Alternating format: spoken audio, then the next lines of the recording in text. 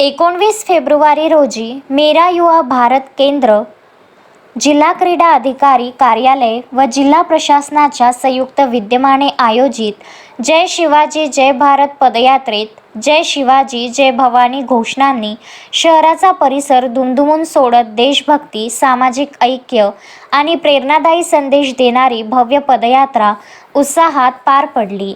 जिल्हाधिकारी योगेश कुंभेजकर यांच्या हस्ते हिरवा झेंडा दाखवून पदयात्रेला प्रारंभ करण्यात आला। यावेळी नगराध्यक्ष अनिल केंदळे, निवासी उपजिल्हाधिकारी विश्वनाथ घुगे, उपविभागीय अधिकारी वैशाली देवकर, तहसीलदार निलेश पळसकर, मुख्याधिकारी निलेश गायकवाड, जिल्हा क्रीडा अधिकारी किशोर बोंडे, NCC अधिकारी अमोल काळे यांची प्रमुख उपस्थिती होती।